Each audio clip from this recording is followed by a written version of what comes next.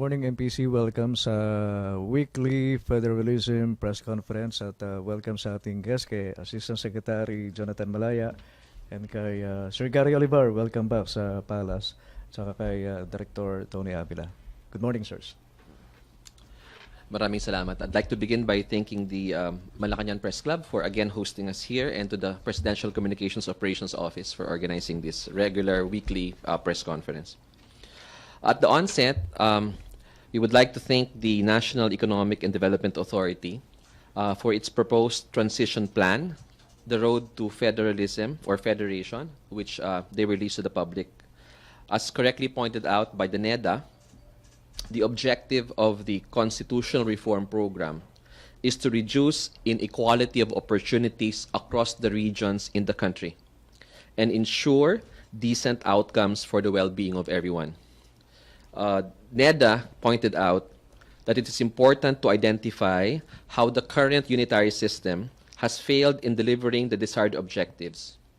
And one possible inherent weakness is the absence of a regional budget that could enable the regions to implement programs in support of the regional development plan. This is what federalism can address. We are pleased that the NEDA supports the creation of a Federal Transition Commission to evaluate the readiness of the regions and facilitate the transition towards federalism. We are one with NEDA in its stand that we must have a most cost-effective and least disruptive federation process, as this may not only cause a dent in the government's fiscal space, but also affect the business environment and the delivery of basic services to our people. We agree with the NEDA that for federalism to succeed, there must be a serious consideration to a smooth transition mechanism. Since transition will impact on practically all government agencies, the transition must be slow, deliberate, and purposeful.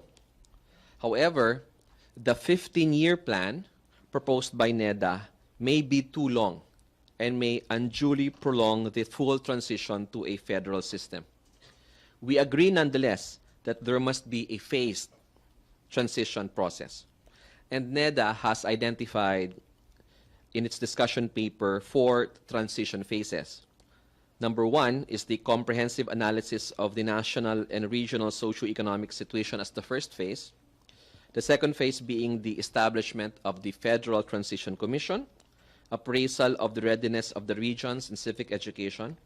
The third phase being the activation of the Federal Transition Commission and preparing the bureaucracy. And number 4 is the federation of pilot regions. According to NEDA, they recommend that this process will take 15 years. It is our opinion that this can be done in 10 years rather than in a 15-year period. Finally, NEDA has also proposed that the ratification of the amended Constitution must be done at the last year of the transition process. We believe, on the other hand, that that ratification of the amended Constitution must come before the transition process. We must first secure the mandate of the people through a plebiscite, and we must wait for the people to say yes before we can begin to transition to a federal system. So outside of those 2 points, we are in full agreement with the NEDA. Now, the Department of Budget and Management, or DBM, on the other hand, has recommended grant the budgeting, accounting, and internal auditing power to the federal government when President Duterte's plan to change the form of government prospers. As such, the DBM recommends that the federal constitution vest such power to the federal government in order to synchronize the budgeting process and priorities between the federal government and the federated regions. We concur with the DBM. We agree with the DBM due to the following grounds. Number 1, in federal countries, fiscal policy becomes a responsibility shared by all levels of government. But the federal government uses its power of the purse, or the power to transfer funds, and moral suasion through joint meetings to induce a coordinated approach to fiscal policy.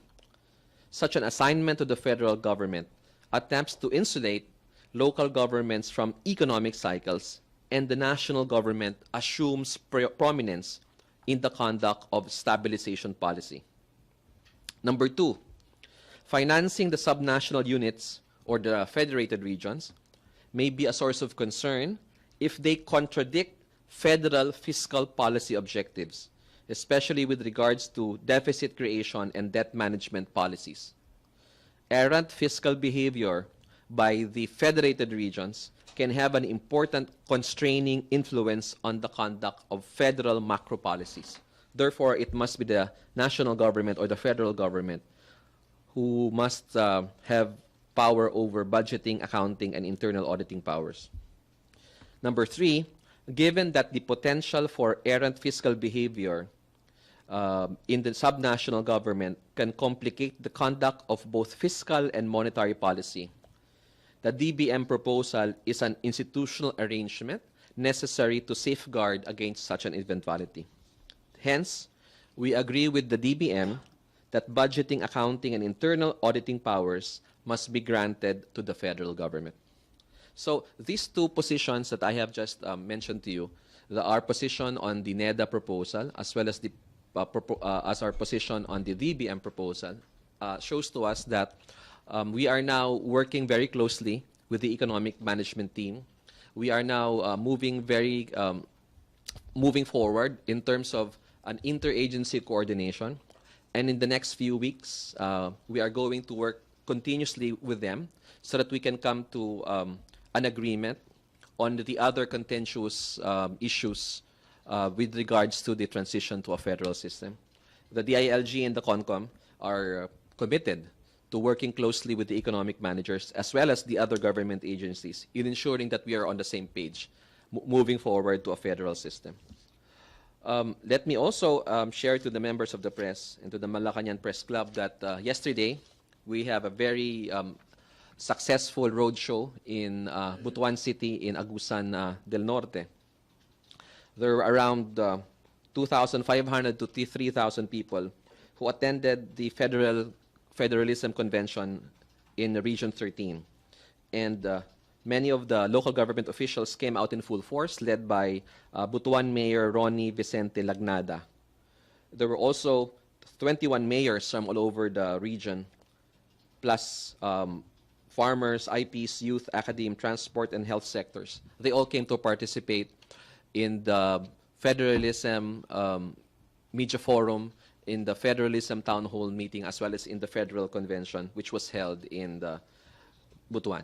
And we will continue with this federalism roadshows across the country and will not stop until we have covered every region of the country. So with that, I now turn over to Secretary Gary Olivar and Dr. Tony Avila, who will discuss the fiscal issues for the new federal constitution. Secretary. Thank you, Asek Malaya, for giving us the chance to talk about fiscal issues related to the proposed transition to a federal system. In public finance, we have an important principle saying that finance should follow function. Right? Finance follows function.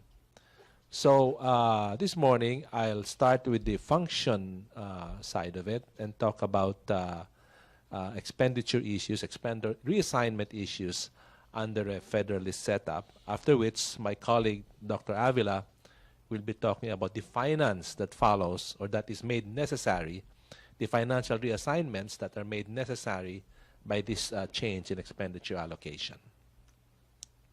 Next, please. Now we have a slide. All right.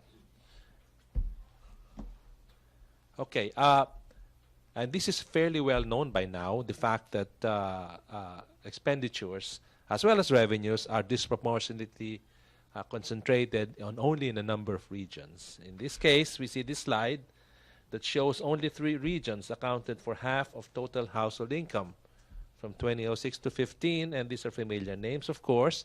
The National Capital Region, Calabarzon, or Region 4A, and Central Luzon, or Region 3. Next. Next, please. The same three regions also accounted for nearly 2/3 of total GDP in the country.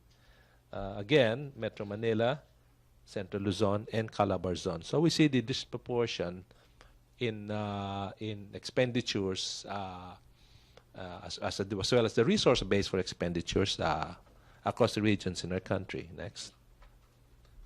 Next, please. Okay. NCR alone accounts for nearly 2/3 of total internal revenue collections by the government. It's a huge gap, as you can see, compared to the other regions. Next. Next. Okay.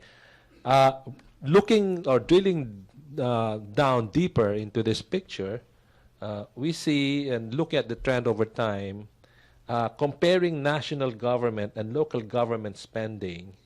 You will see on the top that local government, or rather national government spending, since 2009 has not only been a lot higher than local governments, but has also been increasing steadily over the years. From, I believe it's 76% in 2009 to 83% in 2015 in just 6 years. Over the same period, local spending, local expenditures have come down from 24% to 12% to 17%. So you see an increasing decentralization trend even in terms of the fiscal picture in our country. Next, please. Next. Next, please. Okay, if you drill down even deeper into the components of government spending, okay, and you look at each of the different agencies and how their respective budgets are allocated between nationwide, or rather between central office and NCR and their regional offices, you will see a great disproportion of their budgets being left in central office or NCR. And that's true even for agencies who you would expect to be a lot more present in the field. So again, drilling down that deep, we see the same pattern of centralization in central office and in the NCR region, which is, of course, where almost all of the central offices are located. Next. And drilling down now to the LGUs, we see, because of this scarcity of resources being going to the local government units, a disproportionate percentage of their spending, more than half, has to go to overhead rather than service delivery. So this is now where you see the impact of disproportional distribution of revenues affecting as well the quality of operations and services being offered even at the LGU level. Next. What would a allocation of expenditures look like under a federal system? We have a pro forma picture here that was attempted by our colleagues in Dr. Avila and his colleagues. No? We take the 2017 budget as our calculation base, which was 3.35 trillion pesos. Then on the leftmost column, we look at the 10 different categories of expenditure responsibilities in government as set forth by the classification of function of government's matrix put together by the OECD, Organization of Economic Cooperation and Development. Okay, this includes general public services, defense, public order and safety, and so forth down the line. So all 10 different types of government spending. You'll see, and then we have attempted to reallocate that under a pro forma model between the federal and the state or regional levels of government, look at both exclusive powers shared between federal and regional, as well as shared powers between the region and its LGUs. No? And of course, the exclusive powers at both levels. Under our pro forma reallocation, under a federal system, we see that the federal government is left with less than 28.3%, just 28.3% of expenditures for powers exclusively reserved to the federal government. And I think this has been discussed in earlier presentations, or perhaps Dr. Avila can go back to that point again. In terms of expenditure power shared between the federal and regional levels, we have a somewhat higher 33% or 32.7% pro forma sharing.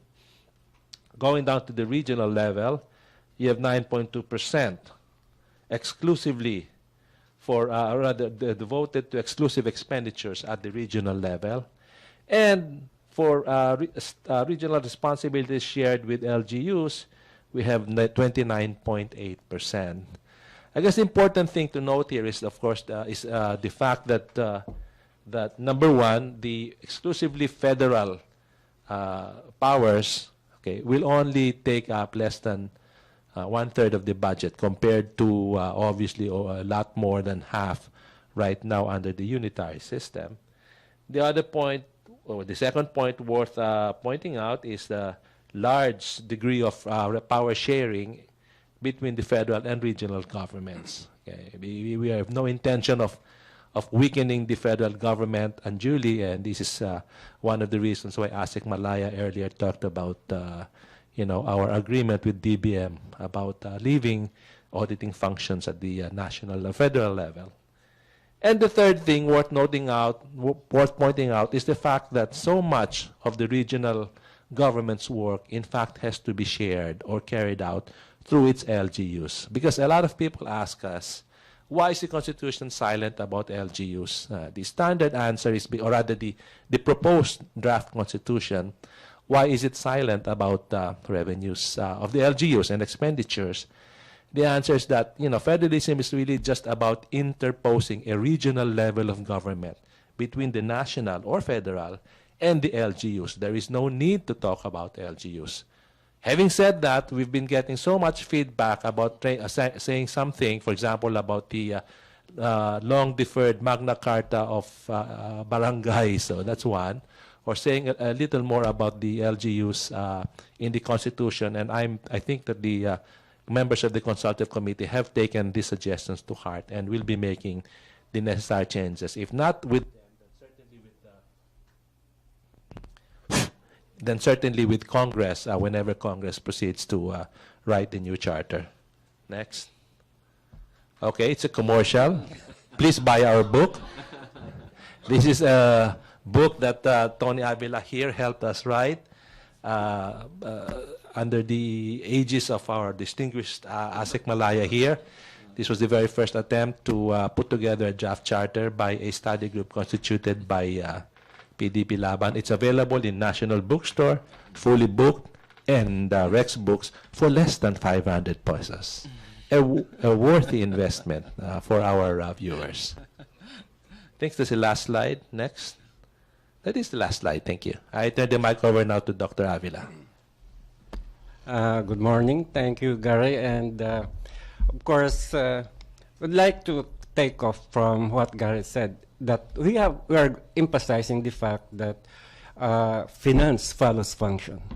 We should first identify what are the expenditure functions, responsibilities of the regional government before we talk about financing, where we get the funds, what kind of funds or what kind of taxing powers that they are going to give to the regional government. So I think we have to learn from our, shall I call it, a mistake during our the enactment of the local government code, where there was no corresponding one-to-one in terms of the responsibilities and in terms of the resources, the financial resources that were given to local government.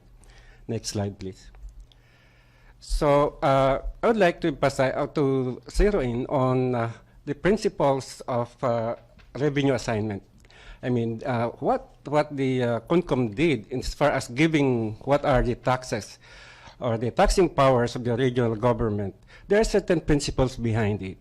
And this are number one is that it should be most of the countries with that are federated, they rely more on user charges. Okay, so I think this is also being emphasized for local governments. Second is that it is also the subsidiarity principle.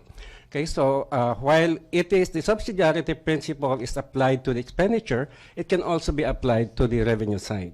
Okay, so whoever collects the best, more efficient way of doing it, then it should be given to that level of government.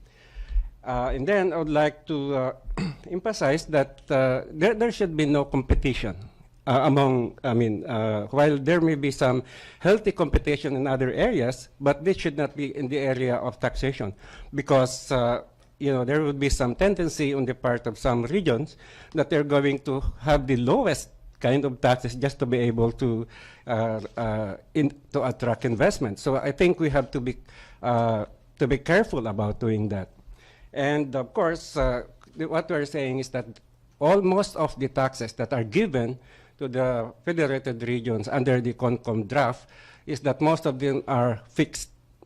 The tax bases are fixed, mostly in the case of real property taxes and other kind of taxes. Next slide, please. So I would like to follow on. What are the taxes? Okay, you have the donors tax. You have also the documentary stamp tax and the estate tax. Now, if you are going to look at the nature of these taxes, these are mostly national government taxes right now. Okay, they are being imposed and collected by the BIR. Next slide, please. Dr. Avila is on another slide. Next slide. Ayan. There you go. Oh, yeah, sorry. so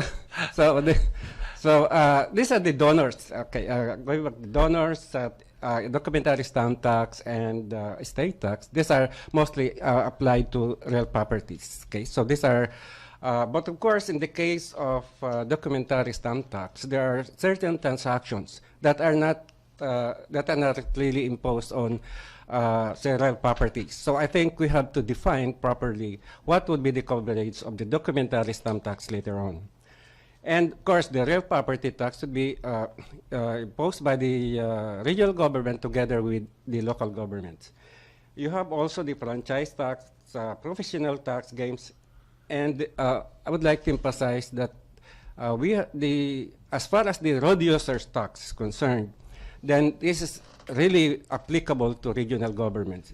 So most especially the fact that whatever will be collected from the road users tax should be spent where they are being collected. So that's the principle of the road users tax anyway.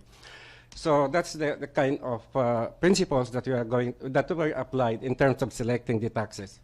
And you have also the vehicle registration fees. And of course, this may also include driver's license fees, okay, that will be collected by the regions. And of course, there will be some local taxes later on as may be defined by Congress later on as part of the taxing powers.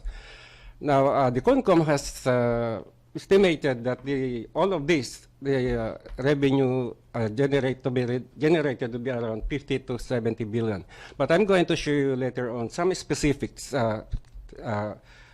estimates of the revenues. Next slide, please. Okay, so Next. Okay.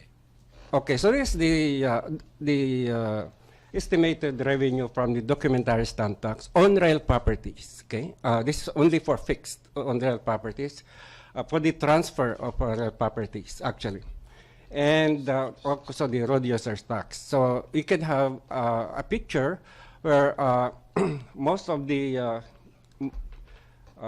collection of the documentary stamp tax and the road users tax be a total of around 23 billion pesos. Just these two taxes are concerned. And if you're going to look at the distribution among regions, again, what Gary said earlier, that this is actually again, the NCR gets the bulk of the collections from the documentary stamp tax as well as from the road users tax. Okay, so you will have a picture of the distribution among regions as far as these two kinds of taxes that are being recommended by the CONCOM. Next slide, please. So I would like to, part of the draft of the CONCOM is about the sharing of revenues. And it seems that there may some, there's not so, there's need to clarify certain, that part of CONCOM draft, okay? First is that that 50% sharing, about the 50% sharing between the federal government and the federated regions pertains only to certain types of taxes: value-added tax, income tax, and excise tax, and customs duties. Actually, as far as the federal revenue collections are concerned, all these taxes, the income tax, value-added tax, etc., consists already of around 90%. This is already the 90% of the total collections of the BIR. So plus, of course, plus the collections of the customs. In terms of total revenues, customs revenues is around 20%. So meaning the customs collects 20% of total revenues and BIR collects 80%. So the distribution here says that, so that would be, in terms of the total funds you have, using the 2017 data, you have the sharing in terms of the total funds is available, which is around 3.225 trillion. Okay, and this will be distributed. 2.0554 would be trillion would be given to that will be shared between the regions and the federal government, and the others would be for expenses of the government. Okay, for national defense, for foreign affairs, etc., education, and so on. So this 2.54 trillion will be divided between the federated regions and the federal government. So you have a share of 1.27 trillion for the federated regions total, for all federated regions, and you have also the same amount for the federal government. Now, this will be, please take note that the coverage of the share of the share of the federated regions already include the internal revenue allotment of local government. Okay, so, and in 2017, the total internal revenue allotment is 486 billion. Okay, so, and based on that, there will be, if you're going to look up the next slide, please, next slide, please. If you're going to look at the sharing, then you have the internal revenue allotment plus the general administration support for operations. Now, this general administration support and support to operations, we have estimated this for all regions just to keep already the regional bureaucracy keep running. Okay, so, but this, I would like to emphasize, these are not new funds. These are coming from the funds of the national government agencies that will be given in terms of responsibilities to the federated regions. So our estimate is that this will be around 35 billion just to keep already the bureaucracy running, the regional bureaucracy running. So what's left would be programs, projects that will amount to around 505 billion that will be spent for that, for programs and projects. So that's already a substantial amount that we will start with. And of course, considering that there are, again, there will be some increases in terms of the collections of the VIR as because of the new measures that were enacted by Congress. Okay, so these are the emphasize in terms of the sharing of local governments. So I think this is, I hope this is already clear that there would be no fresh funds actually. Pinanding. It will be coming from the national government as part of the budget for the federated regions.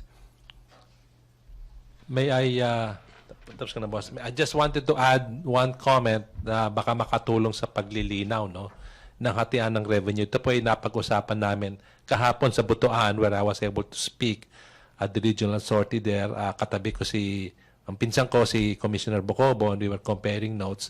He reminded me na ito pong summary ng revenues na pupunta na po sa regions, no, under the new setup. 5 po yan.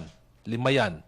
Number 1, at least 50% share sa mga regions ng lahat ng koleksyon ng BIR at ng customs. Lahat ng koleksyon, lahat ng revenue collections ng gobyerno, which is taxes, income taxes, VAT, excise taxes, and customs charges. Lahat po.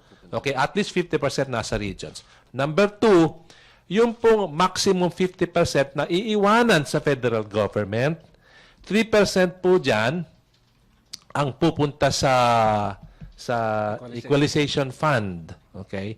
Na itatayo po natin nang sa gayon ay yung perang sobra para sa mga region na masyado ng mayaman ay ililipat o ipapautang whatever mag-uusap mga regions under the Federal Intergovernmental Commission, mailipat po no yung pera papunta naman sa mga region na nangangailangan. Kaya nga equalization, okay? Number 3 po, yung sariling revenues ng mga region. Binanggit kanina ni Dr. Avila yung real property tax, examples ng real property tax, documentary stamp tax at saka road users tax, abot na po sa halos 100 billion, no? 100 trillion o 1 trillion. 23 billion yan. Okay, plus yung 50, plus yung 50 to. 50 to Mga abot ng halos 100 billion. Yun lang po tatlong exclusive regional taxes. Pangapat po, yung 50% po ng kikitain ng gobyerno sa natural resources exploitation, okay, ng regional government sa loob ng kanyang region, iiwanan po sa region yan. Okay? Sa mining, halimbawa, pinakamalaking halimbawa nun, 50%. Kasi nasa Caraga kami, no? Kaya natuwa naman yung mga tao.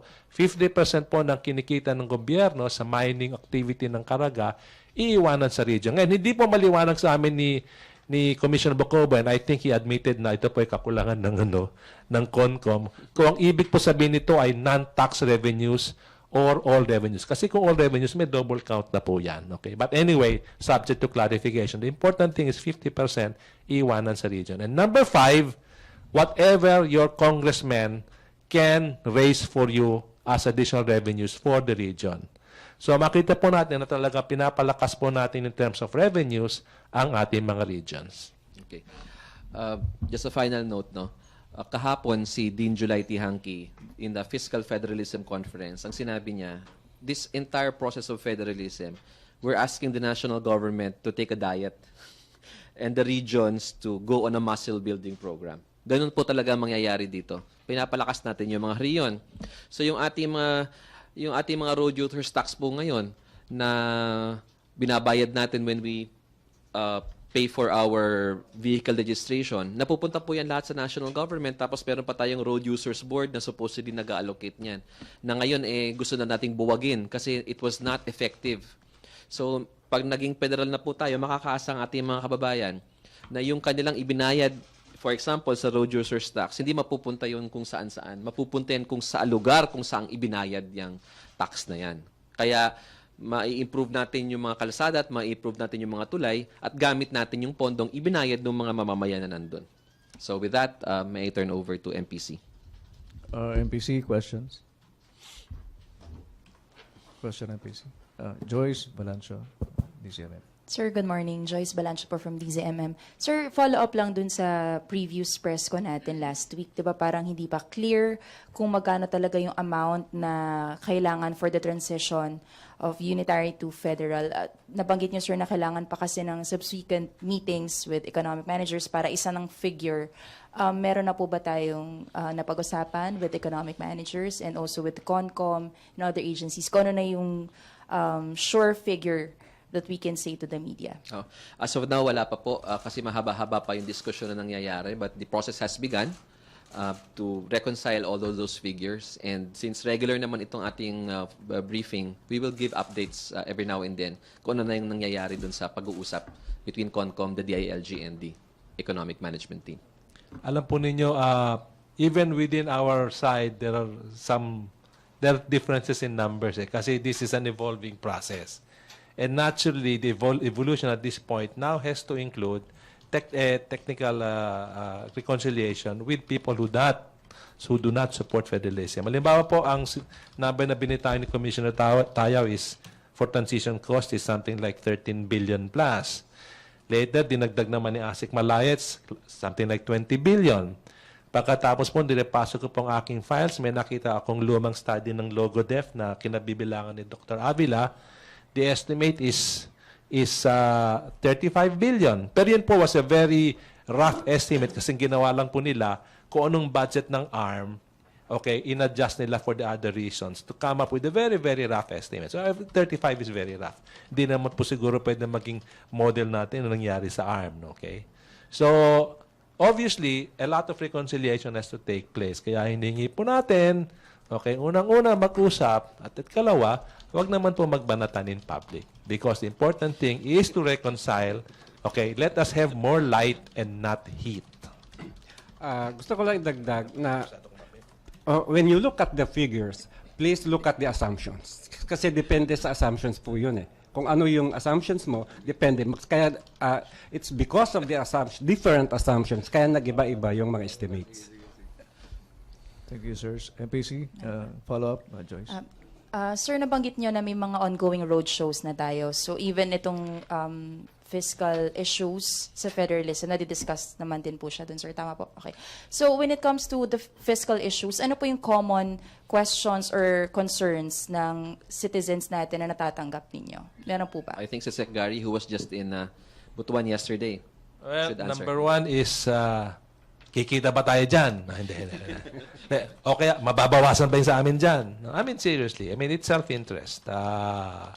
They're worried that, for some reason, they're worried that the regionalization of resources and functions will somehow diminish their standing, whereas, in fact, the intention, I would say the idea of sharing from me to you, okay, from me to you, is always going to favor you, no? But I don't know that, and that doesn't seem to be clear yet, and that it has to be clarified whenever we go out. And the second worry is ano po mangyayari sa mga LGU, ano po mangyayari sa mga barangay. So, kasi nga silent ng Constitution about LGUs, precisely because LGUs are not intended to be part of the federalism change anyway. Ano mangyayari sa LGU, pag-uusapan na po ng LGUs with their respective regional governments. It's really up to them, not up to the new charter. So, yun ang mga kadalasang questions na kami. They don't worry about yung cost of transition. Yun po sa level lang po ng mga taga Maynila yun. Pero out in the region, ang ginahanap po nila, will we be able to do better? Because we have so many projects we want to do. Okay, there are so many services na nagkukulang kami sa health, education, etc., etc. Yun po ang concern nila. Okay. Let me just take the cudgels for the CONCOM, no? Kasi madalas itong natatanong by almost everyone. Bakit nawala yung LGU sa Constitution, no? And kasi in the 87 Constitution, maliwanag yan, these are the levels of government hanggang barangay, no? The reason why the CONCON removed the LGUs from the Constitution is in common federal practice, hanggang region lang talaga ang nakasaad sa federal constitutions across the world. So you go to the Constitution of Germany, you just have the federal government and the landers, no? So it's common practice, but that doesn't mean that we follow common practice. Ito yung the entire concept of bayanihan federalism. And the position of the ILG here is wala namang masama kung ilalagay natin yung mga LGUs uli sa Constitution. But of course, the configuration, the amalgamation, the of the different, bahala na ang regions dyan. So kung ang concern ng ating mga local government officials is, bakit nawala na yung LGU?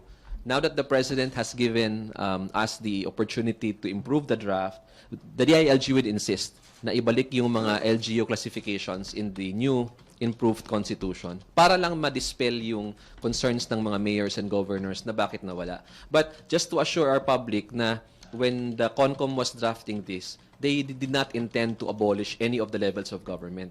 But yun nga lang, because of traditional federal practice, hindi talaga na may mention yung Constitution sa federal constitutions in the world. But as I said, there's nothing to stop us from putting it back. So we will, as a department, insist that in the improved federal constitution, we will put back the classifications of the LGUs just to dispel the concerns of the various leagues. Pero wala naman po siyang overall bigger effect dun sa ating initial draft sa federal form if ibabalik natin yung LGUs? Wala naman pong masyadong difference. Wala. Ang mangyayari lang is we will ensure na nandun yung mga LGUs, pero yung kanilang merging, yung kanilang ito bang munisipyong ito pwede nang maging syudad, it now becomes a regional concern rather than a national concern.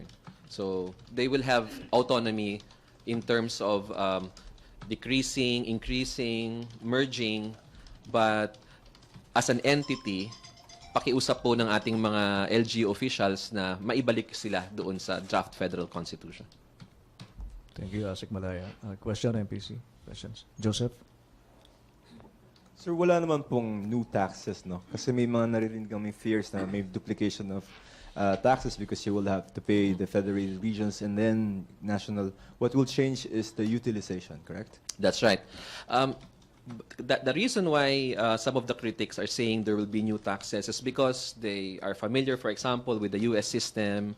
And in the U.S., there's a income tax on the federal level and an income tax on the state level. So they assumed that the bayanihan federal system will have the same. But as I said, the draft federal constitution is clear. We're talking about the existing taxes we have now.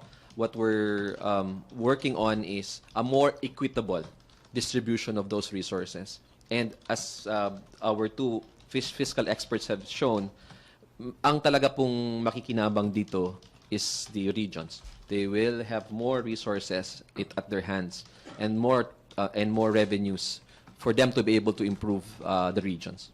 Well, sir, just to simplify, no, yung manner of collection and distribution and the relationship between the federated region and the federal government. For every 100 pesos, for example, that is being paid to the federated region, how much of it is going to the national or the federal government, and how much is being kept in the federated regions, and how are they going to spend it? Yeah, magandang idea yan, Joseph. Sa susunod, magagawa kami ng slide na ganyan. You know, that's how to simplify it. May I turn over to our two experts? Yeah, as far as the collection is concerned, what the taxes that are given to the federated regions, then they collect it and they're going to spend it. So they keep it. So what's left is with the federal government would be yung mga major taxes, which I said earlier, consists already of around 90% of the total collection. And that's where we get also the sharing scheme of the 50% na federated region at saka ng federal government. I'd like to go to the income tax. You said it's 90% of the bulk of the collections of the BIR, no? Yung major taxes po. Correct. Value-added tax, income tax, excise taxes. Okay, so for example, the federated region collects an income tax. It goes where?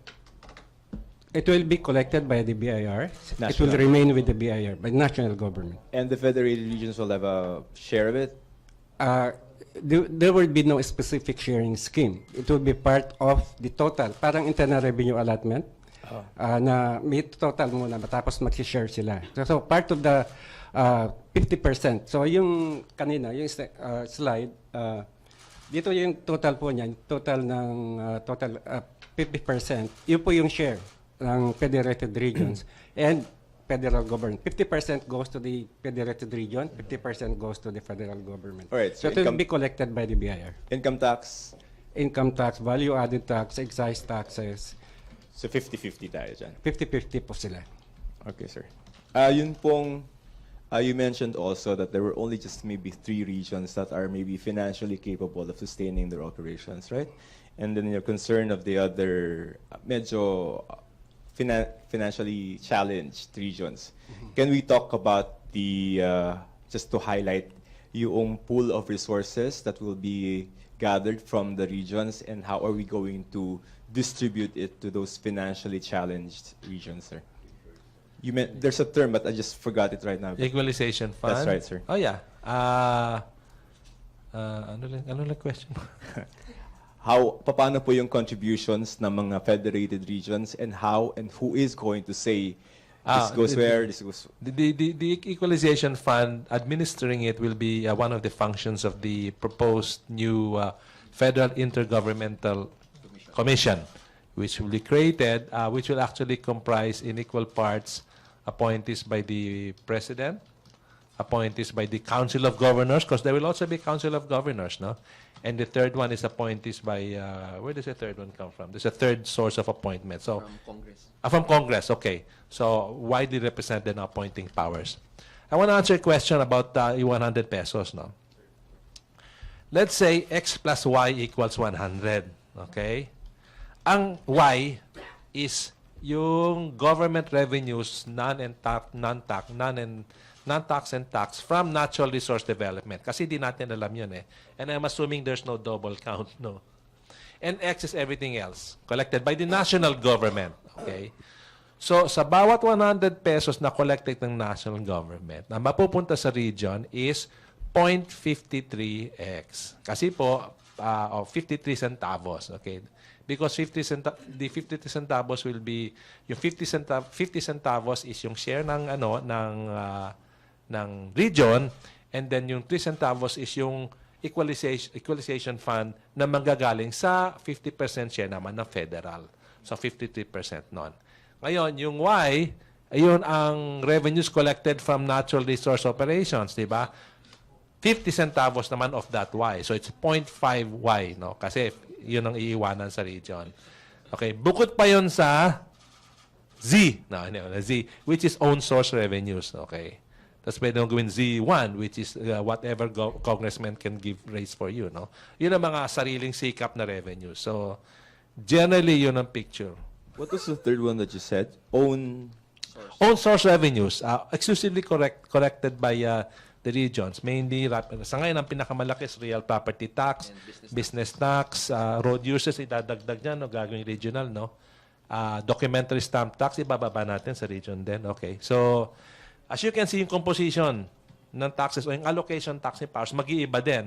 So, kasi medyo limited ngayon ang collection ng ng sub-national taxes. I think the provinces, for example, cannot collect business taxes. No?